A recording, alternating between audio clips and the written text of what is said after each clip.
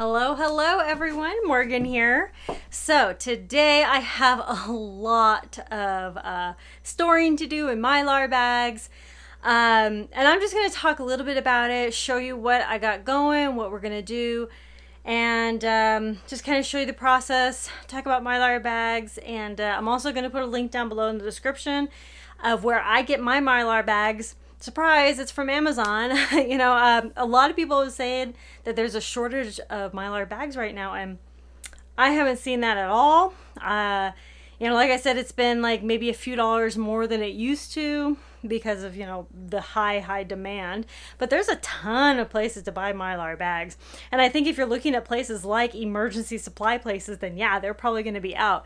But if you look at more like unusual places, even Amazon apparently is a more unusual place because they've been in stock every time I've looked.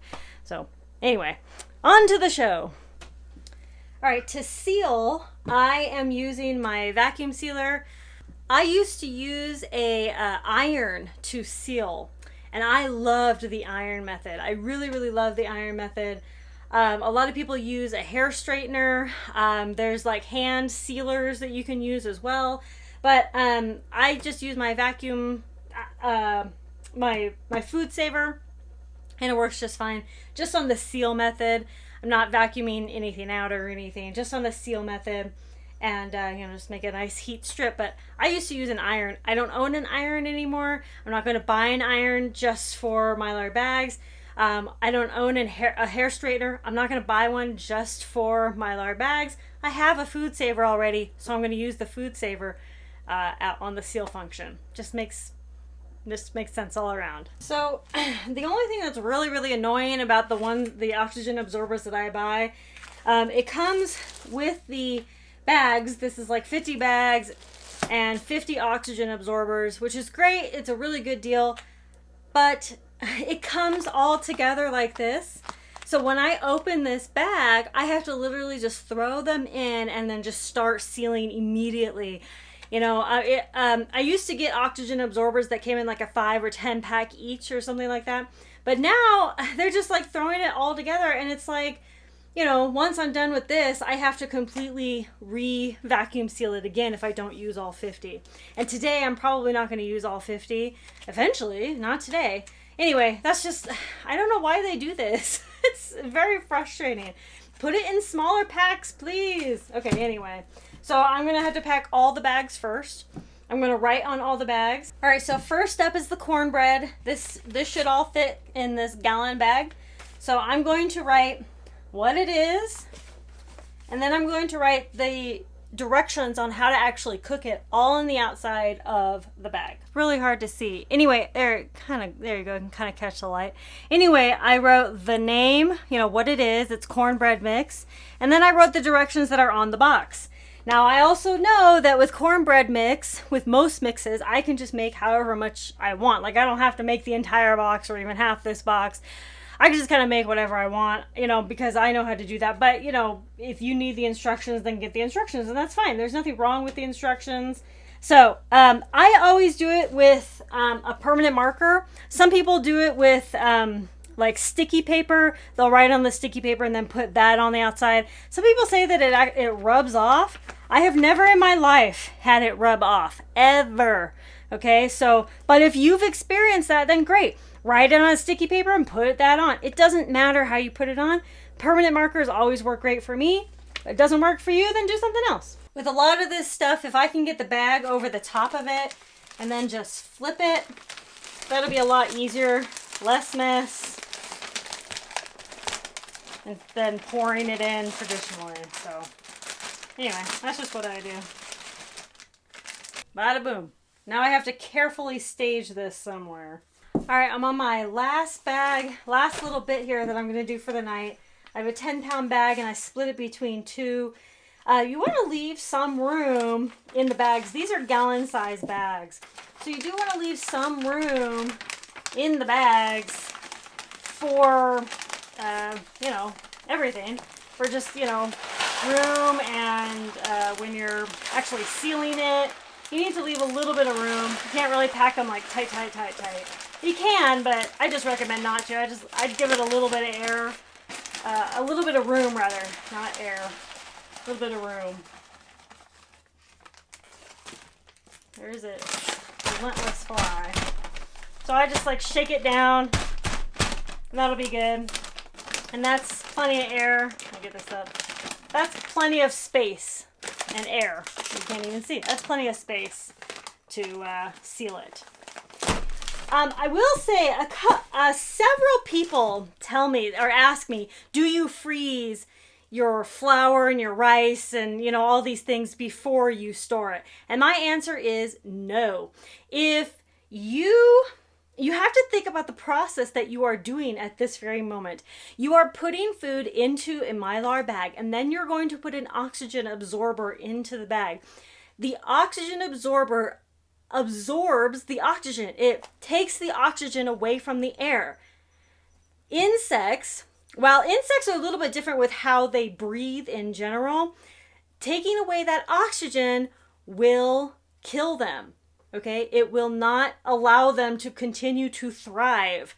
It will not allow them to continue to breed. It won't allow them to just continue to be alive in there, okay? And if you're really concerned about it, put a couple oxygen absorbers in there, okay? And eating the insects that could be in there, like weevils or whatever, will not hurt you at all, okay? It's just a little extra protein, no big deal. I mean, you know, I don't have the ability nor the room to freeze all the food that I want to store. So, you know, if you have the ability and you want to freeze your food before you store it to, you know, kill those bugs, great. More power to you. That's totally fine. But just know that if you are going to be putting them into a mylar bag with an oxygen absorber or two, it will be taking away the oxygen from the air, and it will not let them thrive or even be alive anymore, okay? So just keep that in mind. So now I'm on the race against time to get these oxygen absorbers into all my bags. Let me show you what I got. These are gallon size bags, and these are 300 cc oxygen absorbers, which will be fine for the gallon size bags. Now, if you are going to be using oxygen absorbers for like a 5-gallon bucket, you would use at least 2,000 cc's of oxygen absorbers, okay? But for the gallon size, these 300 cc's are fine. There's less cc's, there's more cc's, but these 300 cc's are fine for these gallon sizes. Let's do this.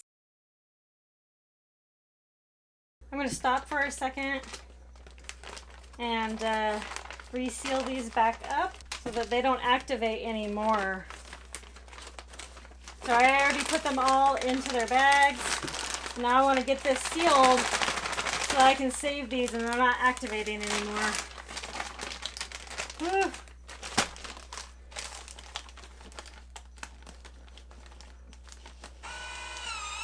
All right, I feel good. I feel much better now.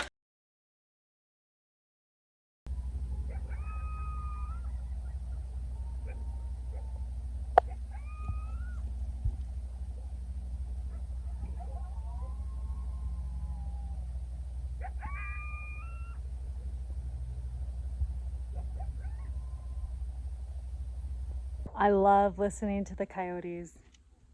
They're really close to, they're usually on our property most nights.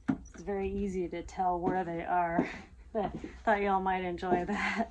Okay, a couple more bags left. Last one. Ta-da! All right, let's look at everything. Okay, so I just go ahead and put them straight into a bin. A lot of people like to use 5-gallon buckets with the lids, and that's totally fine. Some people like to just put like a ton of rice in 5-gallon buckets, you know, with the mylar bag, the rice, and then, you know, they seal it up, they put the oxygen absorbers in, then they put the lid on. That's totally fine too. However you want to store food is great, just as long as you're putting in the appropriate oxygen absorbers and, you know, with the good right amount of size of mylar bags with it, and then sealing it properly, it'll be fine. And also, I do want to bust one myth. I don't know, I have talked about this in another video, but you may not see this bag shrink in. A lot of people think that the only way to tell if an oxygen absorber is working is seeing the bag shrink. That's not going to happen every time. And that doesn't mean that it's not working. It's just not going to happen every time. You're only taking away the oxygen. So in some cases, it may shrink in. Some cases, it won't. That's just kind of how it is. If you're concerned with it, you can open it up, put a new oxygen absorber in, and be done with it then. But, you know, I would just leave it. If you think the oxygen absorber was bad for any reason, then go ahead and change it out. But, you know, as long as it's sealed okay. So there we go. The locking lids are really nice. And I really like these because we can stack them if we wanted to. But, you know, keep it out of direct sunlight. Keep it nice and insulated like this. And this keeps it out of direct sunlight in a dark place. And it also keeps it away from critters and bugs and anything like that. So that's how I do it. I have a whole video that talks about oxygen absorbers and how they work, and I'm linking that down below. There are a lot of myths about oxygen absorbers, and one thing that I also want to clear up is silica gel packets and oxygen absorbers are not the same, and they don't act the same. I would not suggest just putting a silica packet, because a silica gel packet, they'll be good for getting rid of humidity, but not oxygen. So they're getting rid of like the humidity aspect of it, but oxygen absorbers are getting rid of the oxygen, okay? So if you want both, great, you know, have fun, throw them all in, whatever. But the oxygen absorbers are good just by themselves for the dried goods. So this is the method that I've been using for a long time. I will say one last thing about bags. You can always cut them down. Like if you don't want to use the whole size bag, like if you get a gallon size bag and you just want to use like half of it or something, just cut it up and then just seal that one side down, and then just seal the other side, and then use the other side of the bag. And then you can do it that way. You can store things individually. So like you can store individual servings of things. So like if you want to store like individual rice servings or something, so that you don't have to open up an entire bag. But keep in mind that even if you do open up a whole bag, it's not a big deal. It's not like you have to eat that whole bag like right now, you know. It's the same. It would be the same thing as if you were opening up like a bag that you just got from the store. You'd be eating it within, you know, a certain period of time, whatever. But I will say that I always caution this: if you are going, again, I'm pretty sure I just said this earlier, if you are going to open up a bag with an oxygen absorber in it and use it, but you want to seal it back up, you have to put a new oxygen absorber in it. You cannot reuse oxygen absorbers. This is the same for no matter what container you use. A mason jar, a mylar bag, it doesn't matter. If you have an oxygen absorber in it and you open it, you have to put a new oxygen absorber in it. That's the only caveat that I have about that. There's a lot of misconceptions about that as well. So thank you all so much for watching. I hope that was entertaining and helpful at some point. I hope, again, I'm going to put a link down below to where you can find the oxygen absorbers and the mylar bags that I get from Amazon. And if you have any other questions, let me know. Conquer tomorrow by preparing today. I'll talk to you later. Bye.